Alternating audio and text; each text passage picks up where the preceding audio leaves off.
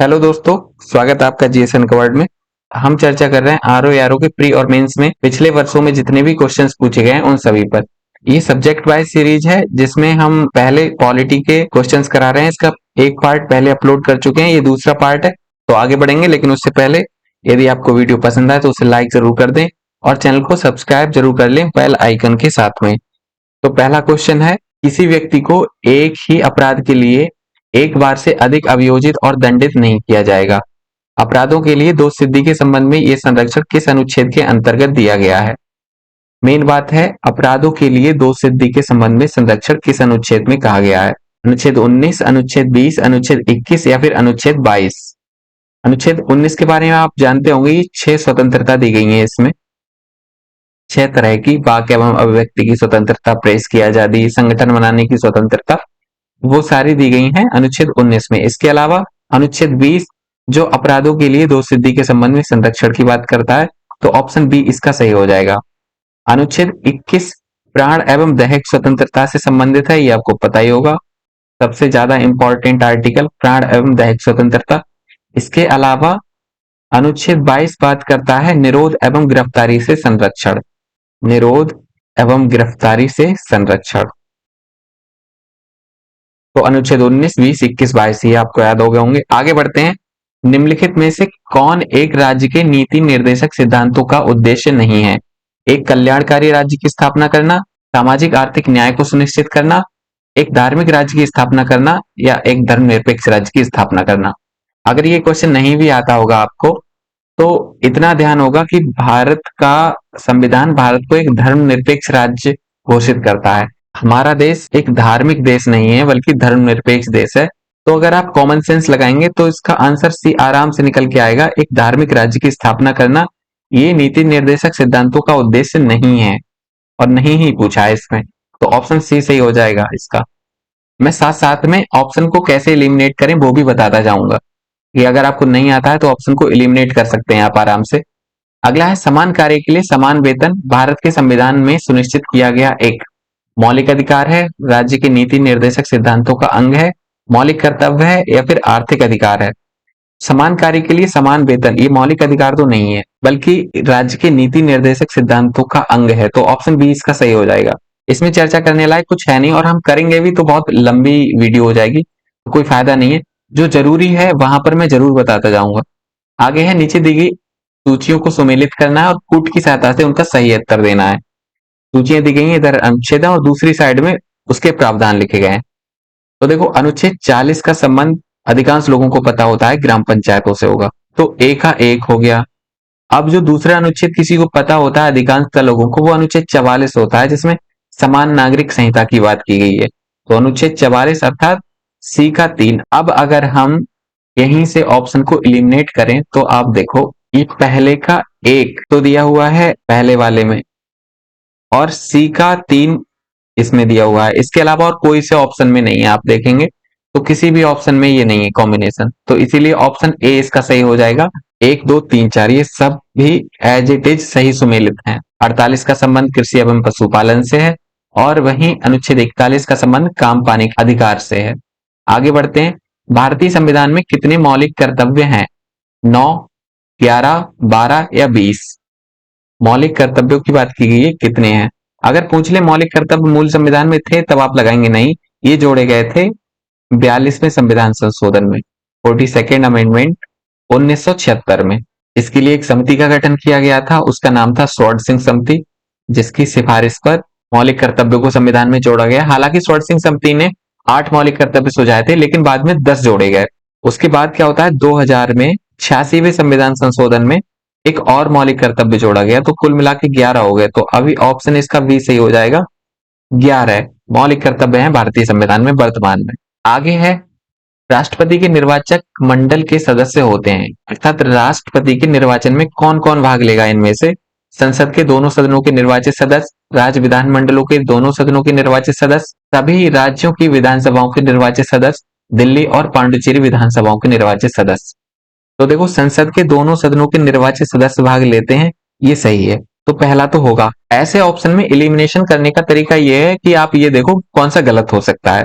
अब देखो, राज्य विधानमंडलों के दोनों सदनों के निर्वाचित सदस्य शामिल होते हैं, तो ये गलत हो जाएगा। दोनों सदनों के नहीं होते हैं, बल्कि केवल विधानसभा के होते हैं। राज्य विधानमंडल में भी दो सदन होते हैं, एक विधानसभा, एक विधान परिषद।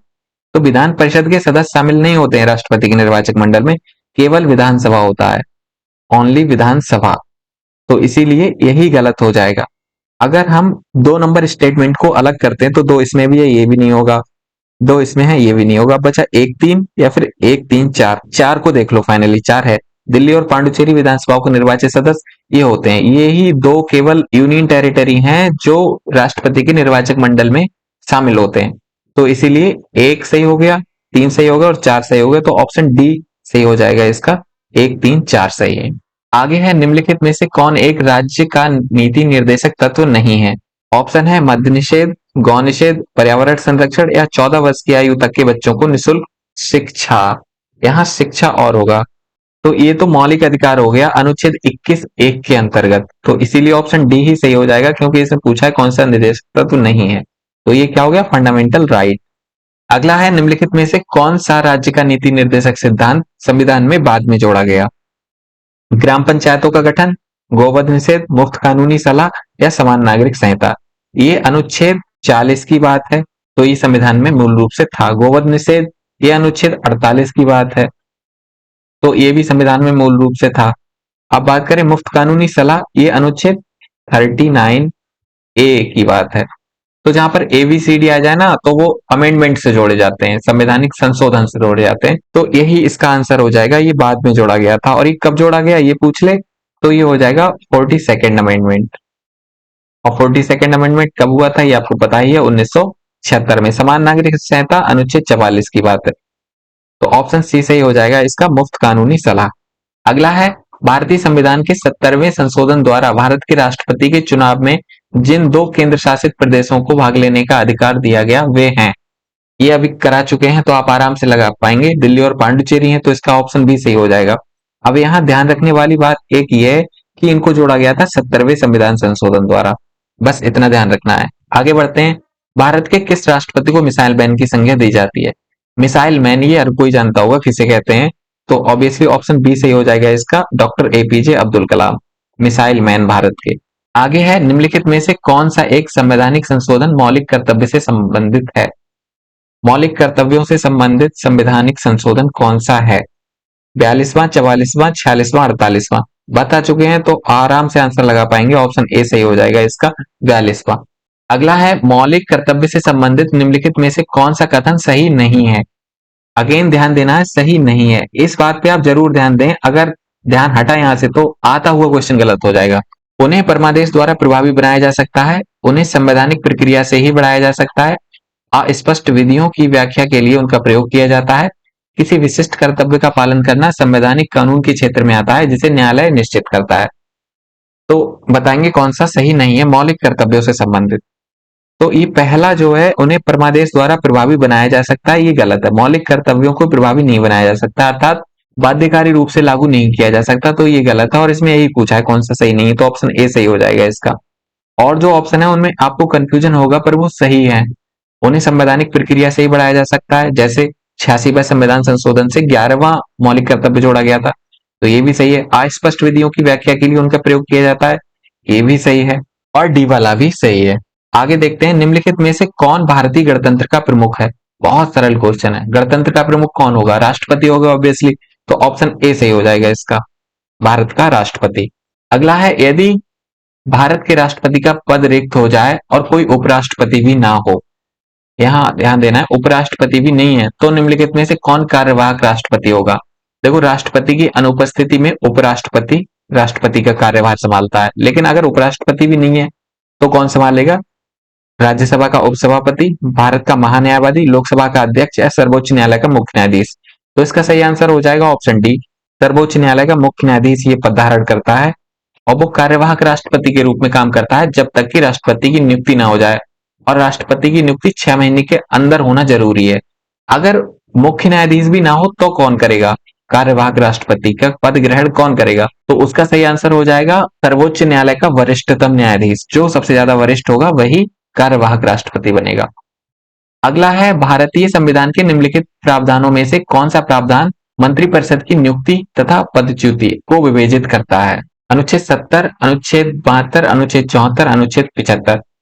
सरल है, रटा रटाया क्वेश्चन है। यही क्वेश्चन थोड़ी अलग भाषा में आया था पीईटी के एग्जाम में जो इस वर्ष हुआ है 2023 का, तो इसका ऑप्शन डी सही हो जाएगा, अनुच्छेद 75।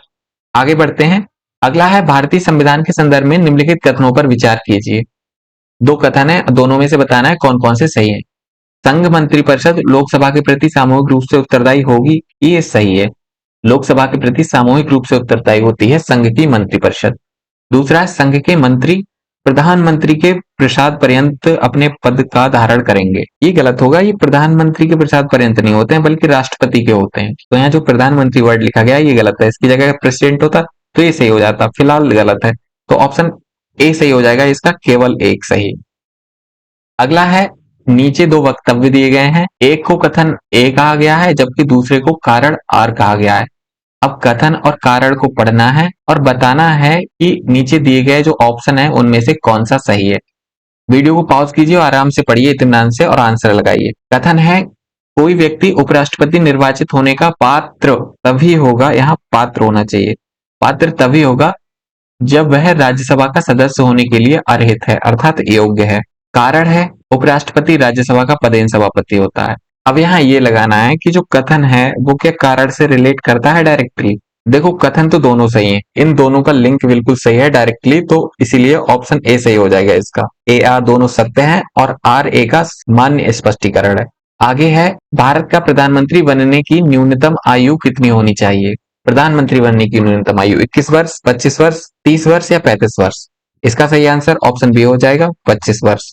तो यदि आप 25 वर्ष के हैं तो खुश हो जाइए एकदम से, आप प्रधानमंत्री बन सकते हैं। अगला देखते हैं, निम्नलिखित कथनों पर विचार कीजिए और बताइए इन कथनों में से कौन सा या से सही है। राष्ट्रपति की तरह उपराष्ट्रपति का चुनाव अप्रत्यक्ष होता है। दूसरा है, राज्यों की विधायिकाओं के सदस्य इन दोनों के चुनाव में महत्वपूर्ण भूमिका निभाते हैं। अब देखो पहला कथन तो सही है, उपराष्ट्रपति का चुनाव भी अप्रत्यक्ष रूप से होता है और राष्ट्रपति का भी। दूसरा है, राज्यों की विधानसभाओं के सदस्य इन दोनों के चुनाव में महत्वपूर्ण भूमिका निभाते हैं, ये गलत हो जाएगा। पहली बात तो उपराष्ट्रपति के चुनाव में राज्यों की विधायिकाओं के सदस्य शामिल ही नहीं होते, केवल संसद के होते हैं अर्थात लोकसभा राज्यसभा के निर्वाचित और मनोनीत दोनों तरह के। राष्ट्रपति के चुनाव में संसद के निर्वाचित सदस्य तो होंगे, साथ में राज्य की विधानसभाओं के होते हैं, केवल विधानसभाओं के, केवल विधान परिषद के नहीं। तो इसीलिए केवल एक सही हो जाएगा, ऑप्शन ए सही आंसर हो जाएगा इसका। अगला है, निम्नलिखित में से कौन एक से अधिक बार प्रधानमंत्री नियुक्त हुए हैं? इस तरह के क्वेश्चन आरओ में कई पूछ लेते हैं, तो ऐसे क्वेश्चन भी तैयार करके रखना है। फिलहाल एक से अधिक बार कौन प्रधानमंत्री नियुक्त हुए हैं ये बताना है आपको। जवाहरलाल नेहरू, इंदिरा गांधी, गुलजारी लाल नंदा, अटल बिहारी वाजपेयी। तो ये सभी हुए हैं। जवाहरलाल नेहरू 2 बार बन चुके हैं, 1947 से 64 तक रहे थे। इंदिरा गांधी भी 2 बार बन चुकी हैं, एक बार 66 से 77 तक रही थी, उसके बाद 84 में भी बनी थी, नहीं 84 में नहीं, 1980 में बनी थी और 84 तक रही थी। गुलजारी लाल नंदा 1964 में कार्यवाहक प्रधानमंत्री बने थे, उसके बाद 1966 में बने थे, पर इनका कार्यकाल बहुत कम रहा था। अटल बिहारी वाजपेयी पहली बार बने थे 1996 में, 13 दिन के लिए बने थे, उसके बाद 1998 में बने थे 2004 तक के लिए। तो सारे हैं, तो ऑप्शन इसका डी सही हो जाएगा, उपरोक्त सभी। इनकी डेट याद रखना जरूरी नहीं है, पर यह ध्यान रखना जरूरी है कि कौन कितनी बार प्रधानमंत्री बन चुका है। अगला है, भारत का उपराष्ट्रपति। 4 कथन दिए गए हैं और बताना है कौन कौन से इनमें से सही होंगे। भारत का उपराष्ट्रपति भारत का द्वितीय उच्चतम प्रतिष्ठित पदधारी है, के पास पद से संबंधित औपचारिक दायित्व नहीं है, राष्ट्रपति की अनुपस्थिति में उसके कार्यों का निर्वहन करता है, राष्ट्रपति का पदत्याग, अपदस्थीकरण अथवा मृत्यु के चलते राष्ट्रपति के रूप में कार्य करता है। तो कौन कौन से सही होंगे? देखिए ये जो चौथा है ये तो सही है, ये राष्ट्रपति की अनुपस्थिति में उसके कार्यों का निर्वहन करेगा, ये भी सही है। इसके अलावा पहला भी सही है कि वह दूसरा सबसे उच्चतम प्रतिष्ठित पदधारी है, पहला राष्ट्रपति और दूसरा उपराष्ट्रपति, और है उसके पास पद से संबंधित कोई औपचारिक दायित्व नहीं है। उपराष्ट्रपति से संबंधित उसके पास क्या दायित्व है? कोई नहीं है, वह राज्यसभा का पदेन सभापति होता है, ये दायित्व है, और वो पद से संबंधित है नहीं, तो ये भी सही है। चारों सही हो जाएंगे, तो इसका आंसर ऑप्शन डी सही हो जाएगा, सभी चारों। अगला है, निम्नलिखित में से किसने अपने राजनीतिक जीवन में भारत के प्रधानमंत्री का पद एक से अधिक समय अंतर के बाद सुशोभित किया है? ये आरओ में आया हुआ क्वेश्चन है, आप देखिए कितना कंफ्यूज करने के लिए बनाया है। समय अंतर वर्ड जोड़ा गया है यहाँ पर, एक से अधिक समय अंतर। इसका मतलब है कि एक बार कोई प्रधानमंत्री बनाओ, फिर थोड़े गैप के बाद फिर से प्रधानमंत्री बनाओ। तो ऐसे कौन कौन से हैं? जवाहरलाल नेहरू ये लगातार रहते तो ये तो होंगे नहीं, इनको आप हटा दीजिए। अब अगर आप पहला हटाएंगे, ऑप्शन में से पहला एलिमिनेट कर दो, तो ये भी नहीं हो सकता, ये भी नहीं हो सकता और डी भी नहीं हो सकता। तो ऑप्शन सी निकल आएगा इसका आंसर। कुछ करने की जरूरत ही नहीं है, ऑप्शन सी ही सही है। तो आगे बढ़ते हैं अब। ये हुई इलिमिनेशन ट्रिक। भारत के प्रधानमंत्री में से कौन अपने कार्यकाल में संसद में कभी उपस्थित नहीं हुआ? ये फैक्चुअल क्वेश्चन है, डायरेक्ट रटने लायक। इसका आंसर ऑप्शन डी हो जाएगा, चौधरी चरण सिंह। ये अपने कार्यकाल के दौरान कभी संसद में उपस्थित नहीं हुए। अगला है, भारत के महान्यायवादी के विषय में निम्नलिखित कथनों पर विचार कीजिए। चार कथन दिए गए हैं, बताना है कौन कौन से सही है महान्यायवादी के संदर्भ में। पहला है, वह भारत के राष्ट्रपति द्वारा नियुक्त किया जाता है। ये सही हो जाएगा, राष्ट्रपति महान्यायवादी की नियुक्ति करता है। उसमें वही योग्यताएं होनी चाहिए जो सर्वोच्च न्यायालय के न्यायाधीश में होती हैं। ये भी सही है। अगला है, उसे संसद के किसी भी एक सदन का सदस्य होना चाहिए। ये गलत है, उसे संसद के किसी भी सदन का सदस्य नहीं होना चाहिए, अगर है तो त्याग पत्र देना पड़ेगा। तो तीसरा ऑप्शन एलिमिनेट करने पे ऑप्शन डी हट जाएगा, ऑप्शन सी हट जाएगा, ऑप्शन बी हट जाएगा, केवल ए ही बचेगा। तो ए ही इसका सही आंसर हो जाएगा। और ए में है एक और दो, एक और दो ही सही है। संसद द्वारा महाभियोग लगा के नहीं हटाया जा सकता है, बल्कि राष्ट्रपति उसे ऐसे ही हटा सकता है, क्योंकि महान्यायवादी राष्ट्रपति के प्रसाद पर्यंत पद धारण करता है। आगे देखते हैं। भारत का राष्ट्रपति लोकसभा में दो सदस्यों को निम्न में से किसका प्रतिनिधित्व करने के लिए मनोनीत करता है? भारतीय ईसाई, आंग्ल भारतीय, बौद्ध, पारसी। ये सबको पता होगा। लोकसभा में दो सदस्य मनोनीत किए जाते थे आंग्ल भारतीयों का प्रतिनिधित्व करने के लिए। तो ऑप्शन बी सही हो जाएगा इसका। लेकिन ऐसा प्रावधान था, अब नहीं रहा। ये 2020 में इसे हटा दिया गया, 2020 में इसे हटा दिया गया। और इसके लिए एक संविधान संशोधन हुआ था, ये आप ध्यान रख ले। 104वां, 164 नहीं, ये जीरो है। 104वां अमेंडमेंट 1919 का है, ये पारित हुआ था 1920 में, इसीलिए 1920 में ये प्रावधान हटा। आगे देखते हैं। लोकसभा में सदस्यों की जो अधिकतम संख्या निर्धारित की गई है वह है, लोकसभा में सदस्यों की अधिकतम संख्या कितनी हो सकती है? 540, 545, 550 या 555? तो ये अधिकांश लोगों को पता होगा। इसका सही आंसर हो जाएगा ऑप्शन सी। यहां सी होना चाहिए, ए बी सी डी, 550। अगला है, भारत के नियंत्रक एवं महालेखा परीक्षक की नियुक्ति की जाती है किसके द्वारा? राष्ट्रपति के द्वारा, लोकसभा अध्यक्ष द्वारा, योजना आयोग के अध्यक्ष द्वारा या वित्त मंत्री द्वारा? भारत के जितने भी शीर्ष पदाधिकारी हैं उनकी सबकी नियुक्ति राष्ट्रपति करता है। तो इसका आंसर ऑप्शन ए ही हो जाएगा, राष्ट्रपति द्वारा। अगला है, भारत के नियंत्रक एवं महालेखा परीक्षक कार्य करते हैं नागरिक स्वतंत्रता के संरक्षक के रूप में, लोक वित्त संरक्षक के रूप में, सरकार के मुख्य विधिक सलाहकार के रूप में या उपरोक्त सभी के संरक्षक के रूप में? भारत के नियंत्रक एवं महालेखा परीक्षक की बात की जा रही है, जिनको कैग कहते हैं, CAG, controller and auditor general. तो इनका काम होता है कि ये लोक वित्त के संरक्षक के रूप में कार्य करे, पैसों का हिसाब किताब रखना, वो कहीं फालतू में खर्च ना हो और जहां भी खर्च हो सही तरीके से खर्च हो, उसकी देखभाल कौन करता है? नियंत्रक एवं महालेखा परीक्षक। अगला इनसे ही संबंधित क्वेश्चन है, नियंत्रक एवं महालेखा परीक्षक की टीका टिप्पणी पर उचित कार्यवाही करने की अंतिम जिम्मेदारी किसकी है? देखो, नियंत्रक एवं महालेखा परीक्षक को बहुत स्वतंत्रताएं प्राप्त हैं और उनकी निष्पक्षता को बनाए रखने के लिए उनकी दोबारा नियुक्ति भी नहीं की जाती है। तो ये बहुत ही इंपॉर्टेंट पद है और इन पर टीका टिप्पणी या उचित कार्यवाही करने की जिम्मेदारी, अंतिम जिम्मेदारी केवल संसद को है और किसी को नहीं। इसीलिए ऑप्शन सी सही हो जाएगा इसका, केवल संसद की। अगला है, निम्नलिखित में से किसे भारत सरकार का प्रथम विधि अधिकारी समझा जाता है? भारत सरकार का प्रथम विधि अधिकारी आराम से लगा पाएंगे। ऑप्शन है, भारत के मुख्य न्यायाधीश को, कैग को, कैग अर्थात CAG, जिसको अभी कहा गया था नियंत्रक एवं महालेखा परीक्षक, CAG, महाधिवक्ता को या महान्यायवादी को? इसका सही आंसर सबको पता होगा, ऑप्शन डी सही हो जाएगा इसका, महान्यायवादी। आगे बढ़ते हैं। लोकसभा के प्रथम अध्यक्ष कौन थे? सीधा सपाट क्वेश्चन। मावलंकर, हुकुम सिंह, VD जत्ती या VV गिरी? लोकसभा के प्रथम अध्यक्ष, तो इसका सही आंसर हो जाएगा ऑप्शन ए, मावलंकर। इनका पूरा नाम GV मावलंकर है, GV मावलंकर। अगला है, राष्ट्रपति मनोनीत कर सकता है राज्यसभा में 10 सदस्य, राज्यसभा में 2 सदस्य, राज्यसभा में 15 सदस्य या राज्यसभा में 12 सदस्य? इसका सही आंसर ऑप्शन डी हो जाएगा, राज्यसभा में 12 सदस्य। राष्ट्रपति राज्यसभा में 12 सदस्यों की नियुक्ति करता है और ये जो 12 सदस्य होंगे ये 5 विशिष्ट क्षेत्रों में विशिष्ट योग्यता रखते होंगे या फिर उनके एक अनुभवी जानकार होते हैं। ये 5 क्षेत्र कौन से होते हैं, इनकी चर्चा हम पॉलिटी के जो पैट आरओ की सीरीज पढ़ी है उसमें कर चुके हैं, तो दोबारा यहाँ करने का कोई मतलब है नहीं, वीडियो लंबी हो जाएगी फालतू में। अगर वो आपने नहीं देखी है तो पॉलिटी की प्लेलिस्ट है, वहां जाके आप आराम से देख सकते हैं। अगला क्वेश्चन है, निम्नलिखित में से किस एक सदन का अध्यक्ष एक गैर सदस्य होता है, अर्थात वह उस सदन का अध्यक्ष होता है पर उसका सदस्य नहीं होता है, गैर सदस्य होता है। लोकसभा, राज्य विधानसभा, राज्यसभा या उपरोक्त में से कोई नहीं। इसका सही आंसर ऑप्शन सी हो जाएगा, सबको पता होगा राज्यसभा। राज्यसभा का जो अध्यक्ष होता है वो उपराष्ट्रपति होता है और उपराष्ट्रपति उस सदन का सदस्य नहीं होता है।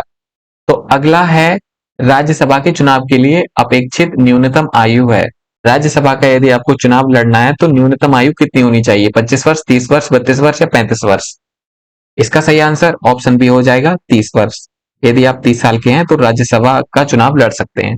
अगला है, राज्यसभा का अध्यक्ष राष्ट्रपति द्वारा नियुक्त किया जाता है, संसद द्वारा चयनित होता है, उपराष्ट्रपति पदेन अध्यक्ष होता है, राज्य परिषद के सदस्यों द्वारा चुना जाता है। राज्यसभा का अध्यक्ष आराम से लगा पाएंगे, ऑप्शन सी सही हो जाएगा, उपराष्ट्रपति पदेन अध्यक्ष होता है इसका।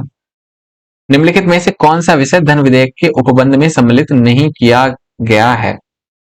धन विधेयक में कौन सा सम्मिलित नहीं है, कर से संबंधित उपबंध, उधार लेने से संबंधित उपबंध, संचित निधि तथा आकस्मिकता निधि की अभिरक्षा से संबंधित उपबंध, जुर्माना या अर्थदंड से संबंधित उपबंध। धन विधेयक की बात की जा रही है तो धन विधेयक में ऑप्शन डी सही हो जाएगा इसका, ये शामिल नहीं होते हैं और नहीं ही पूछा है इसमें, जुर्माना या अर्थदंड से संबंधित उपबंध। अगर पूछ ले धन विधेयक की चर्चा किस अनुच्छेद में है तो ये अनुच्छेद 110 हो जाएगा, इससे ही संबंधित एक वित्त विधेयक है। वित्त विधेयक की बात की गई है अनुच्छेद 117। वित्त विधेयक दो प्रकार के होते हैं, चर्चा करेंगे कभी बाद में इस पे कौन कौन से होते हैं।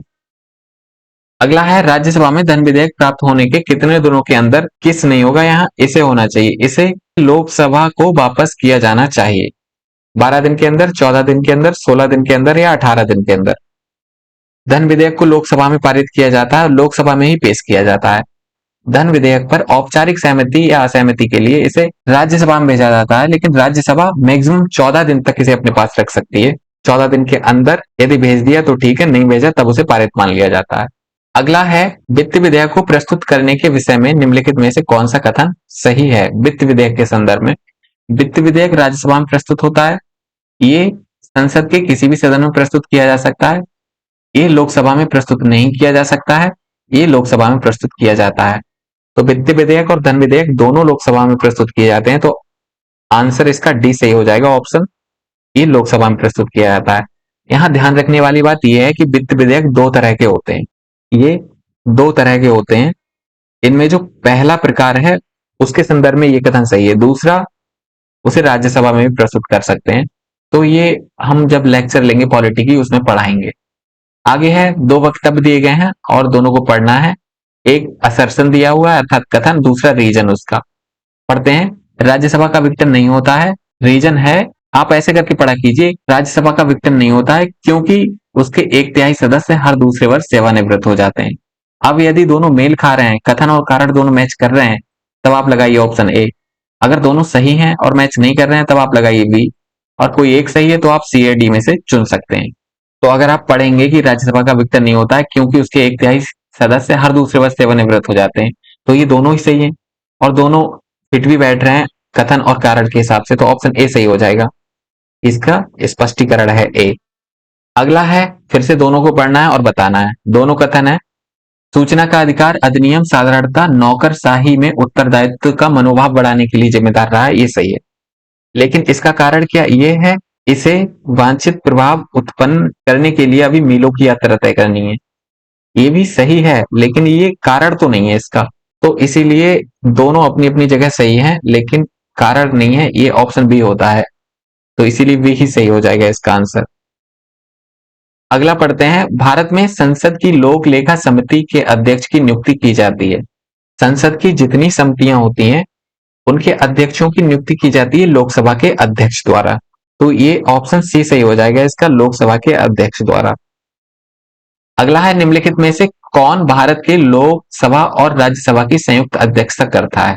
लोकसभा और राज्यसभा की संयुक्त बैठक अर्थात अनुच्छेद 108 108 कौन करता है अध्यक्षता? भारत का राष्ट्रपति, उपराष्ट्रपति, लोकसभा अध्यक्ष या प्रधानमंत्री? इसका सही आंसर ऑप्शन सी हो जाएगा, लोकसभा अध्यक्ष।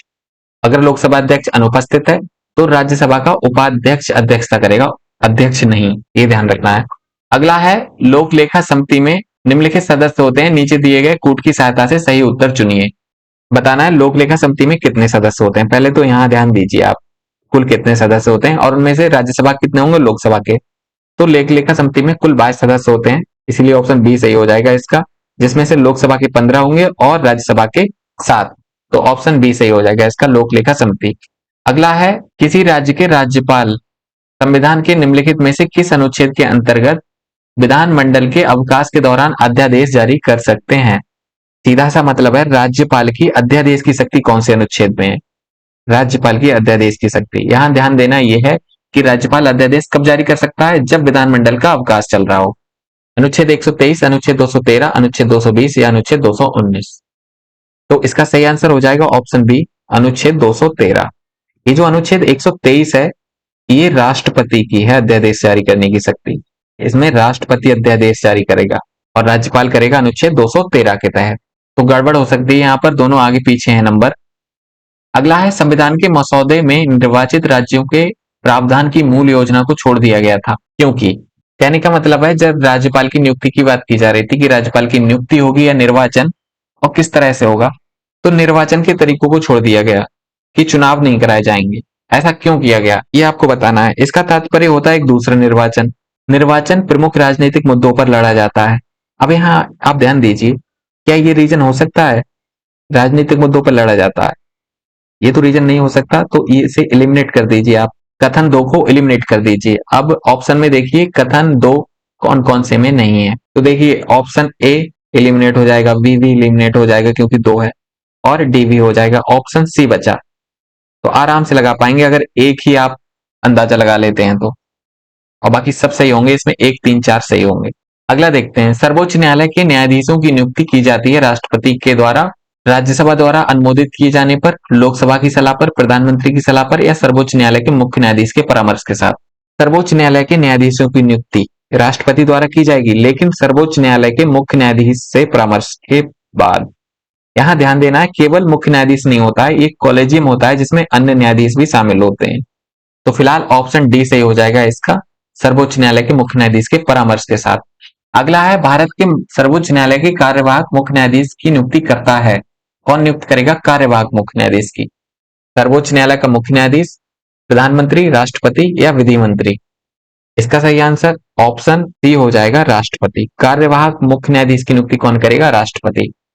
सर्वोच्च न्यायालय में कितने तरह के न्यायाधीश होते हैं? जैसे एक तो मुख्य न्यायाधीश होता है, फिर अन्य न्यायाधीश होते हैं, फिर एक कार्यवाहक मुख्य न्यायाधीश होता है, इसके अलावा सेवानिवृत्त मुख्य न्यायाधीश होता है और एक और तरह का होता है। ये जितने भी तरह होते हैं उनकी नियुक्ति कौन कौन करता है, इसकी चर्चा हम पॉलिटी में जो क्वेश्चन कराए थे पैट और आरओ के लिए उसमें कर चुके हैं। आप आराम से देख सकते हैं, वो भी चैप्टर वाइज है, थंबनेल पर चैप्टर के नाम लिख दिए गए हैं, तो वो वीडियो आप देख सकते हैं प्लेलिस्ट में जाकर अगर देखना चाहें तो। आगे बढ़ते हैं, फिलहाल भारत में न्यायिक सक्रियता संबंधित है किस चीज से? प्रतिबद्ध न्यायपालिका से, जनहित याचिका से, न्यायिक पुनर्वलोकन से या न्यायिक स्वतंत्रता से? न्यायिक सक्रियता, जुडिशियल एक्टिविज्म कहते हैं इसे, और ये संबंधित है जनहित याचिका से, अर्थात पब्लिक इंटरेस्ट लिटिगेशन, इसे PIL कहते हैं शॉर्ट में, इससे संबंधित है। तो ऑप्शन बी सही हो जाएगा इसका। ये रटने लायक क्वेश्चन है और रट लीजिए।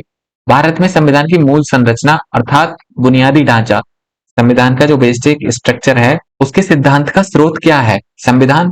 क्या संविधान में मूल संरचना की बात की गई है? तो नहीं। न्यायिक व्याख्या, तो हाँ ये सही है, ऑप्शन बी सही हो जाएगा इसका। केशवानंद भारती केस में और उससे पहले अन्य जो केस आए थे उनमें उसका बेस बनाया गया। फाइनली केशवानंद भारती 1973 में ये सिद्धांत दिया गया, तो इसका ऑप्शन बी सही हो जाएगा। इससे संबंधित केस ध्यान रखना है आपको, केशवानंद भारती बनाम केरल राज्य जो 1973 में आया था। आगे देखते हैं, इनकी चर्चा मैं इसीलिए नहीं कर रहा हूं क्योंकि हम पॉलिटी के लेक्चर में ऑलरेडी कर चुके हैं और जो अब कंसेप्चुअल क्वेश्चन बनाएंगे ना उसमें भी हम करेंगे। आगे है, किस राज्य विधानसभा की सर्वाधिक सदस्य संख्या है? ये तो बहुत सरल क्वेश्चन है, कौन से राज्य में पॉपुलेशन सबसे ज्यादा है? तो ऑब्वियसली उत्तर प्रदेश में सबसे ज्यादा है, तो यहीं पर विधानसभा सदस्यों की सर्वाधिक संख्या होगी। कितनी है ये कमेंट बॉक्स में बताना है, हम बता चुके हैं ये पहले ही, इस लेक्चर में नहीं, पहले जो लेक्चर हुए थे उसमें। आगे है, भारतीय संविधान के अनुच्छेद 170 के अनुसार किसी राज्य की विधानसभा के सदस्यों की न्यूनतम तथा अधिकतम संख्या क्रमशः हो सकती है। राज्य विधानसभा की न्यूनतम और अधिकतम संख्या बतानी है, और ये किस अनुच्छेद में दी गई है ये ध्यान रखना है, अनुच्छेद 170 में। तो ये ऑप्शन पढ़िए और बताइए इसका सही आंसर क्या हो जाएगा। मैं बताता हूं, इसका सही आंसर होगा ऑप्शन डी। किसी राज्य की विधानसभा में न्यूनतम 60 सदस्य हो सकते हैं और अधिकतम 500, तो ऑप्शन डी सही हो जाएगा।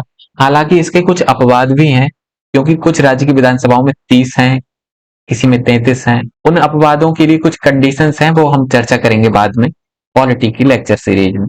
अगला है, किसी राज्य के मुख्यमंत्री से संबंधित निम्नलिखित कथनों में से कौन सा एक सही नहीं है। ध्यान से पढ़िए, सही नहीं है। किसके संबंध में? राज्य के मुख्यमंत्री के संबंध में। मुख्यमंत्री राज्यपाल द्वारा नियुक्त किए जाते हैं। सामान्यतः मुख्यमंत्री मंत्रिपरिषद की बैठक की अध्यक्षता करते हैं। राज्यपाल मुख्यमंत्री की सलाह पर अपने समस्त कृत्यों का प्रयोग करते हैं। मंत्रियों की नियुक्ति राज्यपाल मुख्यमंत्री की सलाह पर करते हैं। इत्मीनान से पढ़िए वीडियो को पॉज करके और सही आंसर लगाइए। पहला है, मुख्यमंत्री राज्यपाल द्वारा नियुक्त किए जाते हैं, ये तो सही है। हम लोग चुनाव जो करते हैं वो एमएलए का करते हैं, अर्थात विधायकों का। उन विधायकों में से एक की नियुक्ति की जाती है मुख्यमंत्री के रूप में, और वो कौन करता है? राज्य का राज्यपाल, तो ऑप्शन ए सही हो जाएगा। दूसरा है, सामान्यतः मुख्यमंत्री मंत्रिपरिषद की बैठक की अध्यक्षता करते हैं, ये भी सही है, क्योंकि मुख्यमंत्री हेड होते हैं। अगला है, राज्यपाल मुख्यमंत्री की सलाह पर अपने समस्त कृत्यों का प्रयोग करते हैं, ये गलत है। केवल मुख्यमंत्री की सलाह पर नहीं, बल्कि मुख्यमंत्री के नेतृत्व वाली मंत्रिपरिषद की सलाह पर। अगर यहाँ मुख्यमंत्री के नेतृत्व वाली मंत्रिपरिषद लिखा होता तो ये सही हो जाता, पर अभी सही नहीं है, तो इसका ऑप्शन भी सी हो जाएगा, अर्थात इसका आंसर भी सी हो जाएगा, ऑप्शन सी। अगला है, मंत्रियों की नियुक्ति राज्यपाल मुख्यमंत्री की सलाह पर करते हैं, ये भी सही है, तो ऑप्शन सी इसका सही आंसर हो जाएगा। अगला क्वेश्चन है, मुख्यमंत्री के संदर्भ में निम्नलिखित कथनों में से कौन सा एक सही नहीं है। यहां भी पूछा है कौन सा एक सही नहीं है, तो आपको बताना है मुख्यमंत्री के संदर्भ में ही, वह साधारणतः राज्यपाल द्वारा चयनित होता है, वह राज्यपाल द्वारा औपचारिक नियुक्ति पाता है, वह विधानसभा में बहुमत दल के सदस्यों द्वारा चुना जाता है, उसका पद पर बना रहना बहुत से कारकों पर निर्भर करता है। देखिए, वह साधारणतः राज्यपाल द्वारा चयनित होता है, ये तो गलत है। चयन नहीं होता है, नियुक्ति होती है राज्यपाल द्वारा, तो ये गलत हो जाएगा और यही आंसर हो जाएगा, क्योंकि इसमें पूछा है कौन सा सही नहीं है। राज्यपाल द्वारा औपचारिक नियुक्ति पाता है, ये सही है, और बाकी सब सही है, तो ऑप्शन ए इसका सही आंसर हो जाएगा। आगे है, निम्नलिखित में से कौन एक राज्य की आकस्मिक निधि की स्थापना के लिए उत्तरदायी है। राज्य की आकस्मिक निधि की स्थापना कौन कर सकता है? किसी राज्य का विधानमंडल, संसद, राष्ट्रपति, या इनमें से कोई नहीं। इसका सही आंसर ऑप्शन ए ही हो जाएगा। राज्य के विधानमंडल को इसकी शक्ति दी गई है कि वह राज्य में आकस्मिक निधि की स्थापना कर सकता है। अगला क्वेश्चन है, केंद्र तथा राज्यों के मध्य शक्तियों के वितरण के लिए भारत का संविधान 3 सूचियों को प्रस्तुत करता है। वह 3 सूचियां कौन कौन सी हैं? केंद्र सूची, राज्य सूची और संवर्ती सूची। निम्नलिखित में से कौन 2 अनुच्छेद शक्तियों के वितरण को विनियमित करते हैं, ये बताना है। फिलहाल इसका सही आंसर हो जाएगा ऑप्शन डी, अनुच्छेद 245 और अनुच्छेद 246। ये क्वेश्चन 2021 का जो एग्जाम हुआ था उसमें भी आया था, मुझे जहां तक ध्यान है। हालांकि इसमें 2001 लिखा है, लेकिन 2021 में भी आया था ये। आगे बढ़ते हैं, भारतीय संविधान में निम्नलिखित अनुसूची में 3 विधा सूचियों का प्रावधान है। वही 3 विधा सूचियां, केंद्र सूची, राज्य सूची और संवर्ती सूची, उसका प्रावधान कौन से अनुसूची में दिया गया है संविधान की? तो इसका सही आंसर हो जाएगा ऑप्शन बी, 7वीं अनुसूची में।